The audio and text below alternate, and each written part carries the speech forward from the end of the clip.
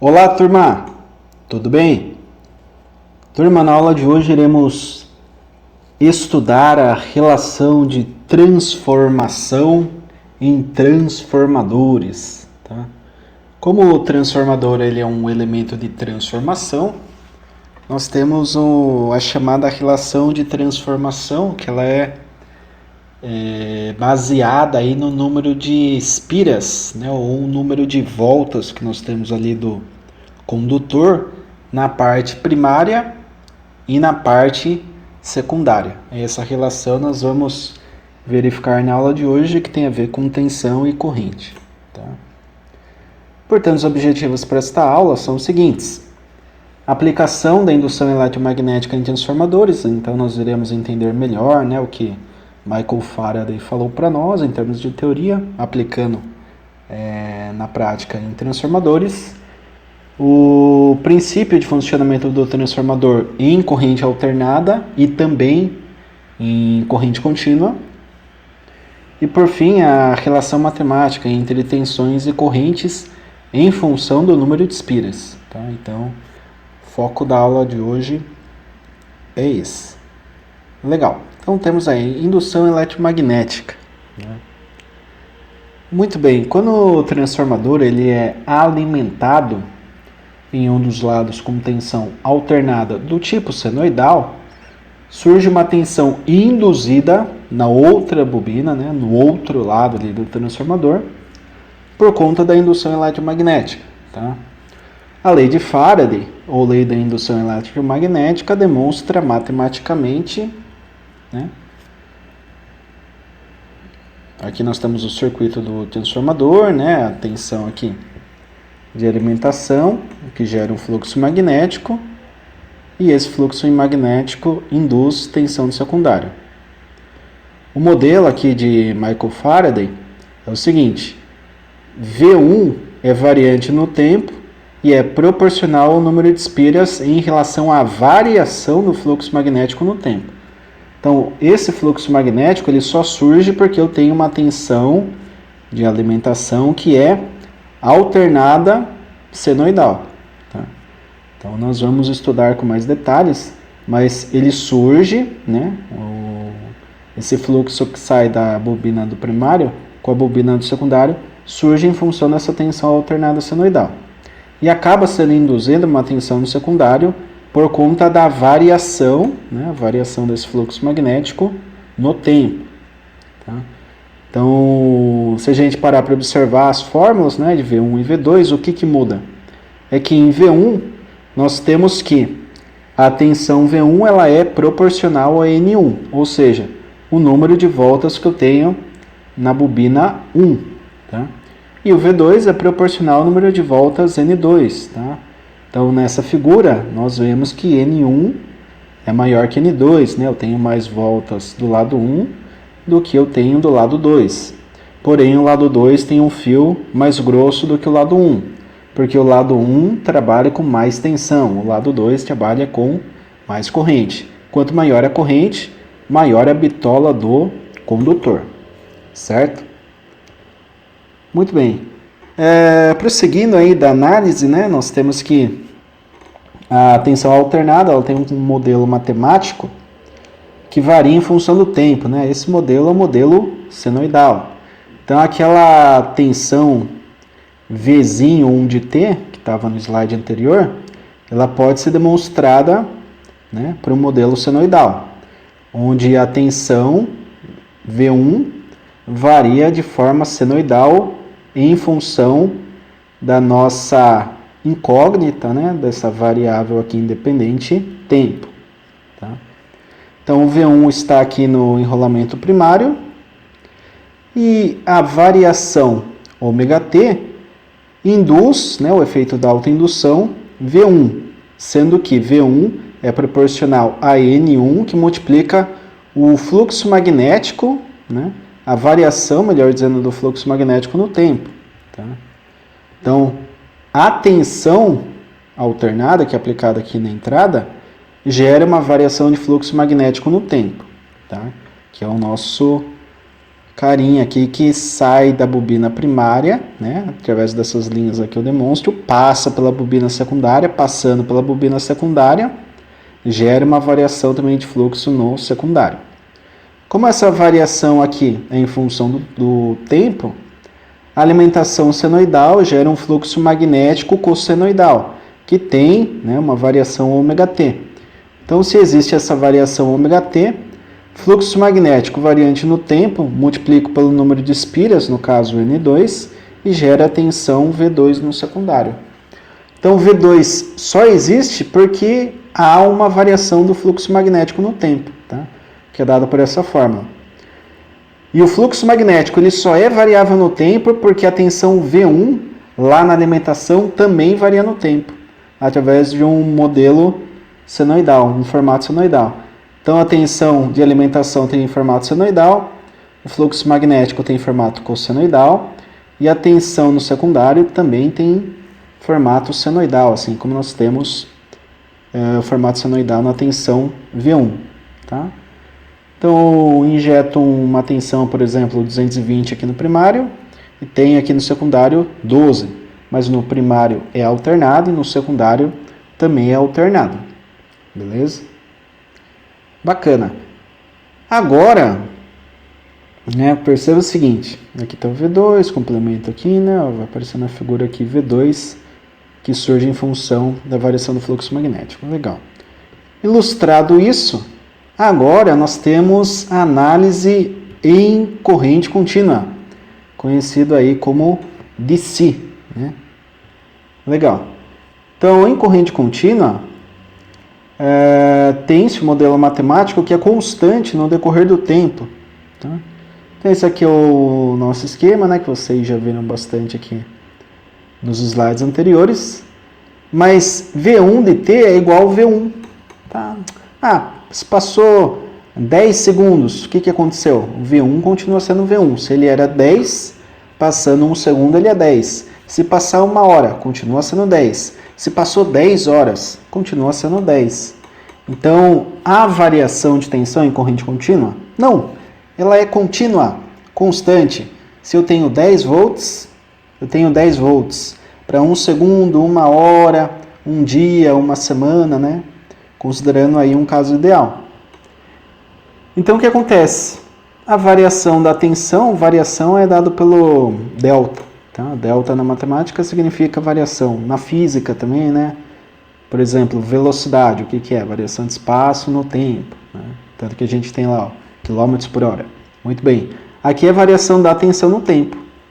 Só que essa variação é zero, porque a tensão ela é constante. Agora perceba o seguinte. Se a variação da tensão é zero, o fluxo magnético apresenta uma variação que é nula também. Então, o fluxo magnético da bobina 1 para a bobina 2 é constante. Tá? É constante. Tá? Então, eu até deixei descrito aqui para ficar bem claro, né, na apresentação. Variação de tensão nula ao longo do tempo, o fluxo magnético produzido será constante. E daí acaba complicando, né? Puxa, se eu não tenho variação do fluxo magnético, né, ó, ΔΦ e ΔT igual a zero. O que acontece com a tensão induzida? V2. Bem, a gente sabe que V2 é N2 ΔΦ e ΔT, mas eu sei que esse V2 aqui no secundário, né, ele não existe. Por quê? Porque ΔΦ e ΔT vale zero. Né? Se eu multiplicar N2 por zero, dá zero. 0 volts. Então, não há indução de tensão no secundário quando eu alimento o primário com corrente contínua. Ô louco, professor, então o transformador ele funciona só em corrente alternada? Sim. Tá? Até é algo interessante, vocês podem pesquisar mais, né? Tem um documentário, não só um, mas existem vários documentários que são relacionados à guerra das correntes, né? Tem lá o Thomas Edison, tem o Nikola Tesla, né? O Nikola Tesla ele gosta mais da corrente alternada, né? Tanto que o sistema de transmissão do jeito que a gente tem hoje surgiu aí muito com base nos estudos de Nikola Tesla. E Thomas Edison era ali o cara da corrente contínua, né? Ele queria transmitir eletricidade através de corrente contínua e por alguns fatores aí que inviabilizavam, não deu muito certo, não foi para frente, né? E a gente acabou adotando aí o modelo de Nikola Tesla, que é com base na indução eletromagnética. E como que funciona a indução eletromagnética? Com variação de fluxo magnético. Quando que eu tenho variação de fluxo magnético? Quando eu tenho tensão alternada na alimentação. E tensão de corrente contínua? Não gera variação de fluxo magnético, não induz tensão no secundário. Então, para transformador, não funcionaria. Certo? Por isso que nós temos aí o sistema em corrente alternada. Muito bem, agora, continuando aí nossas análises, nós vamos determinar a relação de transformação, né, de um transformador genérico, e que a gente vai definir aí a relação de N1 para N2 em função de V1 e V2. Tá? N1 e N2 são o número de espiras, né, do primário e secundário, e V1 e V2 as tensões, V1 do primário e V2 do secundário.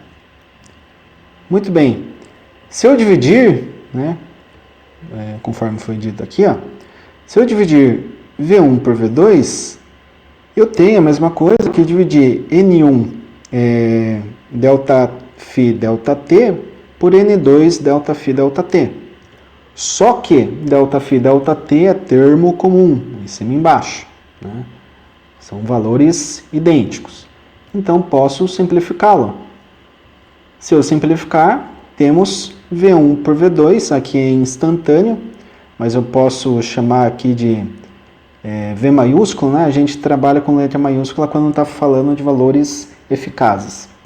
Então, o valor eficaz, ou RMS do primário, dividido pelo valor RMS do secundário, equivale à razão de N1 com N2.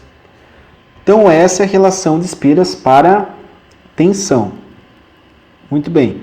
Só que se eu pegar um transformador, aqui eu vou adotar o símbolo do transformador, que já estudamos na aula anterior.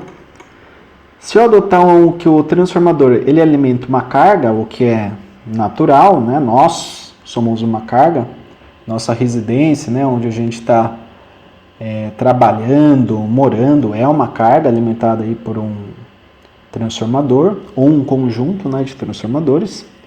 O que acontece? Se eu tenho carga no circuito, eu preciso de potência. Se eu preciso de potência, além da tensão, eu preciso de corrente. Tá? Então, essa carga puxa uma corrente que é fornecida lá no primário. Muito bem.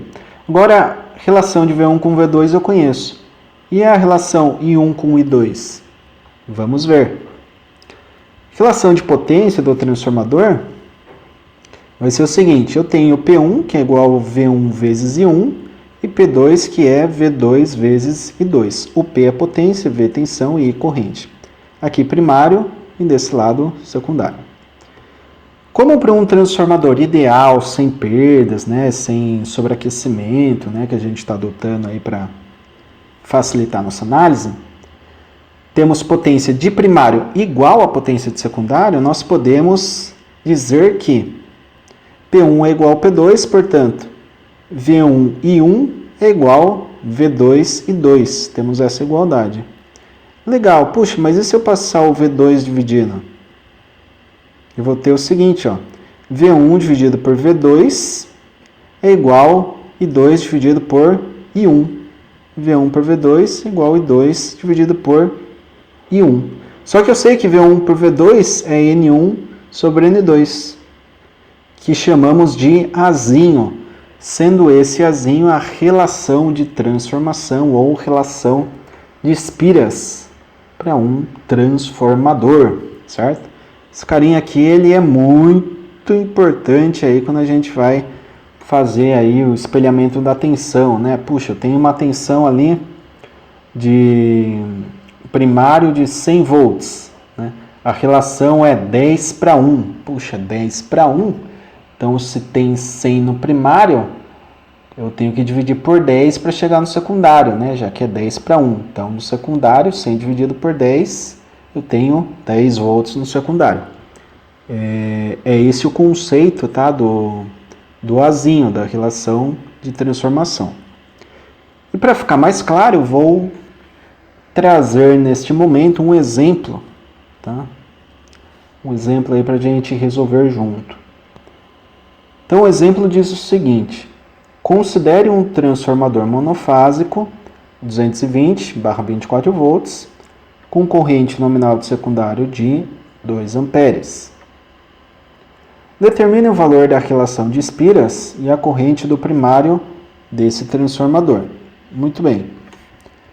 Formulinha da relação de espiras é essa daqui. Azinho igual V1 sobre V2, que é igual N1 sobre N2, que é igual I2 sobre I1. Azinho, portanto, V1, 220. V2, 24. 220 dividido por 24, 9,17. Ah, professor, número quebrado. Não tem problema. Trabalha com número quebrado também. Tá? Normalmente vai ser um número com casas decimais aí, tá? Beleza, já conheço a relação de transformação, agora basta determinar a corrente de primário, né?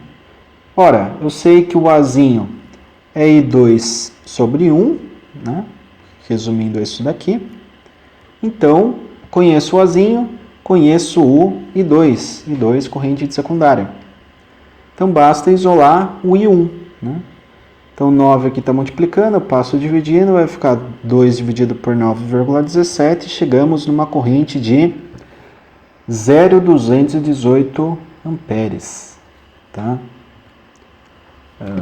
Essa corrente aqui, turma, ela é menor que a corrente do secundário, por quê? Porque a tensão do primário é maior que a do secundário. Então, sempre tem esse balanço. Se a tensão é maior de um lado, a corrente é menor. Se a tensão é menor de um lado, a corrente é maior. Tá? Então tem sempre esse balanço, porque é o balanço da potência. O que eu dou de potência, eu vou consumir. Tá? Num transformador real, ele aquece, né? Ele tem perdas no núcleo, perdas por dispersão de fluxo. Né? Essas perdas, elas são perdas de potência também, certo? Mas o que interessa para nós é aquela potência que de fato vai ser consumida por uma carga. A potência que vai ser consumida pela carga seria 24 vezes 2. Tá? Então, nesse caso aqui seria 48. Se a gente adotar uma carga resistiva, 48 watts.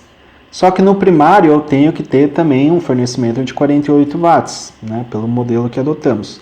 Então, se multiplicarmos 0,21 por 220, chegaremos em 48 watts. Beleza, turma? Então, a aula de hoje é isso. Espero que tenha ficado bem claro aí o conceito, relação de transformação. É algo importante, né, para vocês entenderem. Falou em transformador, nós temos o quê? Temos um equipamento que aumenta a tensão de um lado, diminuindo a corrente deste lado. E do outro lado, o que acontece? Reduz a tensão e aumenta a corrente. Tá? É o que nós temos, por exemplo, nos transformadores aí de distribuição secundária, né? Os que vocês observam aí no poste. Né? Então, você olha lá, vê aquela caixona, em geral está chegando 3 fios, né? Pequenos, né? Baixa seção. E por baixo ali do transformador sai 4 fios, né? Fio mais grosso ali. Por quê? Porque circula uma corrente elétrica muito maior. Tá? Como o lado de alta, em torno de 24.000 volts, o lado de baixa temos 220. Tá? Então, se eu diminuir a tensão, o que acontece com o secundário? Fornece mais corrente. Então, o fio tem que ser mais grosso para suportar essa corrente. Eu sugiro, né, que vocês dêem uma olhada aí, nos transformadores, qualquer que seja, da rua aí, né? Se você estiver trabalhando no local, vê um transformador ali, puder se aproximar ali com uma distância de segurança, né? Caso trabalhe, melhor ainda. Porque daí você consegue observar os condutores de um lado são maiores do que os condutores do outro, por ter esta relação de transformação. Tá, turma? Então essa relação de transformação, ou relação de Spírias, também chamada assim, diz muito para nós. Tá? Se o transformador ele é elevador, se ele é um transformador abaixador, se ele é apenas um transformador isolador, tá? É um aspecto, embora simplista, né? Um cálculo ali que não traz muita complexidade, divide tensão por tensão ou corrente por corrente. O significado desse número, ele diz muito para nós, tá? Então, espero que vocês tenham pego aí, se não tudo, boa parte do que eu falei, e tentem visualizar isso, né? Se tiverem alguma experiência prática, se tiver alguma possibilidade de ter um contato mais próximo com o transformador ligado, né, em carga, observem isso daí que vocês vão achar interessante, vão compreender melhor o que foi dito na aula de hoje. Agradeço a todos, mais uma vez. Dúvidas estou no chat ou na reunião no fim da aula. Né? Desejo aí a todos bons estudos. Até a próxima.